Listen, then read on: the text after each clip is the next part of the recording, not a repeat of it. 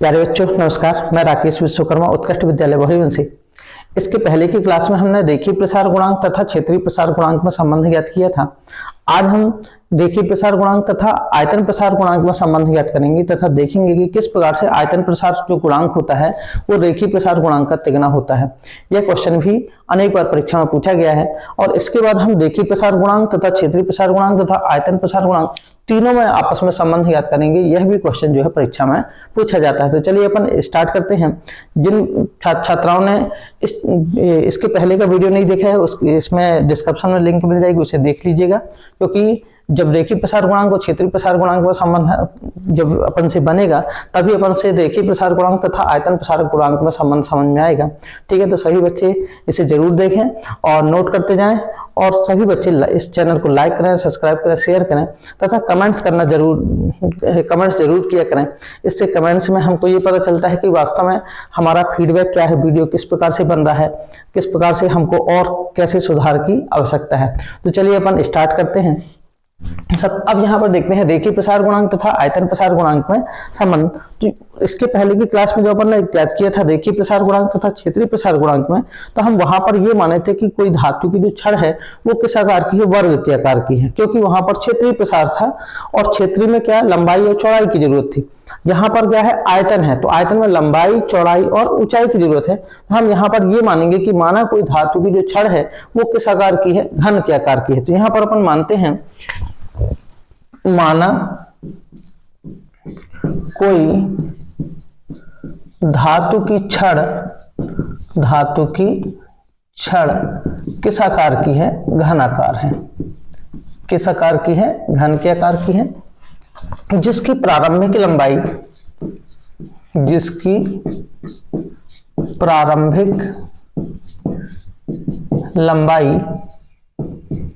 कितनी है, capital L है। ठीक है, हम मानते हैं कोई धातु की जो छड़ है वो किस आकार की है, घन के आकार की, और इसकी जो प्रारंभिक लंबाई है वो कितनी है, कैपिटल एल है। अब हम इसको क्या करते हैं, ऊष्मा देते हैं या गर्म करते हैं। जब गर्म करेंगे तो क्या होगा, इसकी लंबाई में भी वृद्धि होगी, चौड़ाई में भी वृद्धि होगी और ऊंचाई में भी क्या होगी, वृद्धि होगी। तो यहाँ पर अपन मानते हैं प्रारंभिक लंबाई कितनी, कैपिटल एल है। इसके ताप में कितने की, डेल टी की वृद्धि करने पर, ठीक है, इसके ताप में डेल टी की वृद्धि करने पर इसकी प्रत्येक भुजा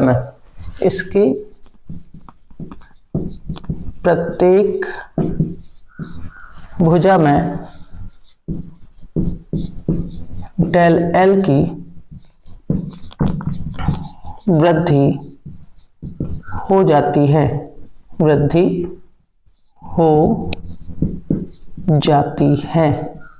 डेल एल की वृद्धि क्या हो जाती है।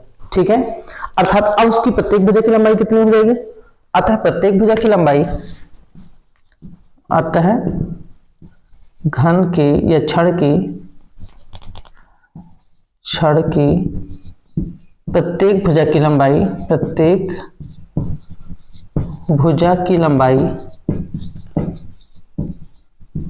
कितनी हो जाती है, पहले कितनी थी, एल, डेल एल की वृद्धि हुई तो एल प्लस डेल एल हो जाती है। ठीक है, सभी को समझ में आ गया होगा। हम यहाँ पर क्या मानते हैं कि माना एक छड़ है जो किस आकार की है, घन के आकार की है। उसके प्रत्येक भुजा की लंबाई कितनी है, कैपिटल एल है, वो प्रारंभिक लंबाई हो गई। हमने उसको क्या किया, गर्म किया या ऊष्मा प्रदान की। जैसे ही ऊष्मा प्रदान की तो उसमें क्या हुआ, प्रसार होना शुरू हुआ, लंबाई में भी प्रसार हुआ, चौड़ाई में भी प्रसार हुआ और आयतन में भी प्रसार हुआ। तो स्वाभाविक है तो उसकी लंबाई क्या हो जाएगी, बढ़ेगी। और कितने की वृद्धि होती है, डेल टी ताप दिए तो डेल एल की क्या हो गई, वृद्धि हो गई। अब उसकी लंबाई कितनी हो जाएगी, प्रत्येक भुजा की लंबाई पहले एल थी, अब डेल एल की वृद्धि हो गई तो एल प्लस डेल एल हो जाती है। हम यहाँ पर ज्ञात करेंगे कि वो जो धातु की छड़ है उसका जो प्रारंभिक आयतन कितना था। ठीक है, फिर अपन ज्ञात करेंगे कि उसके अंतिम आयतन कितना था और आयतन में कितनी वृद्धि हुई। ठीक है, तो देखिए अपन यहाँ पर लिखते हैं छड़ का प्रारंभिक आयतन, ठीक है, प्रारंभिक आयतन बराबर क्या होता है, इसका फार्मूला क्या होता है, भुजा की घात कितनी होती है 3, भुजा की घात 3। तो प्रारंभिक आयतन यहाँ देखा जाए तो प्रारंभिक आयतन भी बराबर भुजा की घात 3, प्रारंभिक आयतन कितना है यहाँ पर, भुजा की लंबाई कितनी है L है, ठीक है प्रारंभ में, तो L की घात कितना हो जाएगा 3 हो जाएगा, L की घात कितना 3।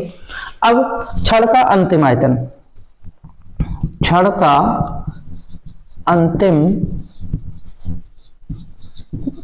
आयतन, ठीक है अंतिम आयतन, तो अब कितना है, उसके प्रत्येक धातु की छड़ की लंबाई कितनी हो जाती है L प्लस डेल एल, अर्थात क्या हो जाएगा L प्लस डेल एल पूरे की घात कितनी 3, पूरे की घात कितनी 3।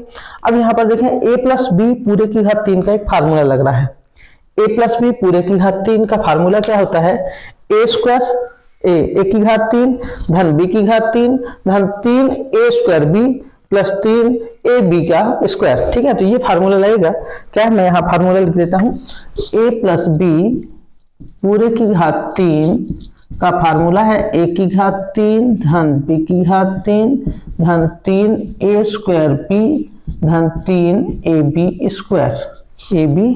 स्क्वायर, ये फार्मूला लगेगा, ठीक है। इस फार्मूले का प्रयोग करते हैं और इसमें अपन मान रखते हैं, तो कितना हो जाएगा, a की जगह पर रखेंगे l का मान और b की जगह रखेंगे डेल l का मान, ठीक है। तो चलिए मान रखते हैं, बराबर आयतन अंतिम आयतन बराबर a की घात 3 यानी l की घात 3 धन b की घात 3 यानी डेल l की घात कितनी 3 धन 3a स्क्वायर b, 3 a की जगह l स्क्वायर b की जगह कितना del l plus 3ab square, 3a की जगह कितना l और b की जगह कितना डेल l स्क्वायर, ठीक है। इस तरह से क्या निकला है अंतिम आयतन। अब अपन देखते हैं आयतन में वृद्धि कितनी हुई, आयतन में वृद्धि कितनी हुई, तो हम क्या करें, अंतिम आयतन में से प्रारंभिक आयतन को क्या कर दिया जाए, घटा दिया जाए, तो जो उसका शेष बचेगा वो आयतन में क्या हो जाएगी, वृद्धि निकल आएगी। तो यहाँ पर लिखेंगे आयतन में वृद्धि, आयतन में वृद्धि बराबर अंतिम आयतन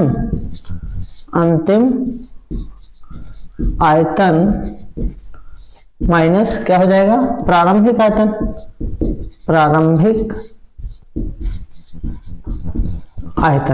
ठीक है। अंतिम आयतन माइनस क्या हो जाएगा, प्रारंभिक आयतन।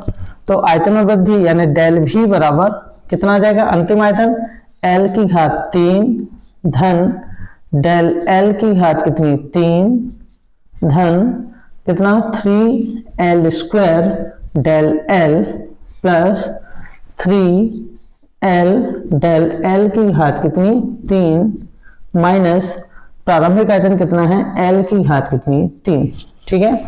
l की घात 3 से ये वाला l की घात 3 क्या हो जाएगा, कैंसिल हो जाएगा। तो आयतन में वृद्धि अब कितनी बची यहां पर, आयतन में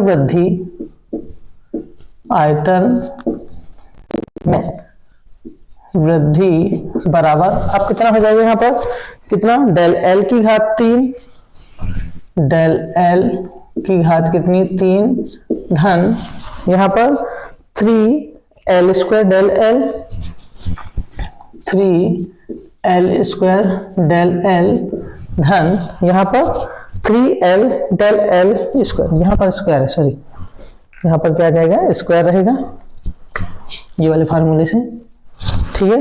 तो 3l डेल l का स्क्वायर, ठीक है। फिर वही अपन मानेंगे क्योंकि लंबाई में जो वृद्धि होती है वो बहुत ही क्या होती है, कम होती है। तो यहाँ पर लिखेंगे कि चूंकि लंबाई में वृद्धि अत्यंत कम होती है, चूंकि लंबाई में वृद्धि अत्यंत कम है, अतः डेल l की उच्च घातों की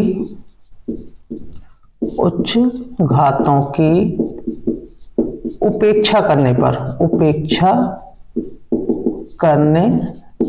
तो चलिए अपन डेल l की उच्च घातों की अपन क्या करते हैं, उपेक्षा करते हैं।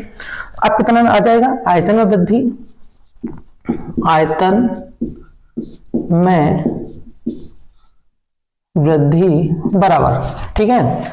यहां पर देखें डेल एल की जो उच्च घातें हैं, जैसे यहां पर डेल एल की घात 3 है, इसके पास 3l² डेल एल है और यहाँ 3l डेल एल की घात कितनी 2 है। तो डेल एल की उच्च घातें किसके किसके पास है, एक यदि देखा जाए तो इसके पास है और एक इसके पास है। इन दोनों की अपन क्या कर देते हैं, उपेक्षा करते हैं।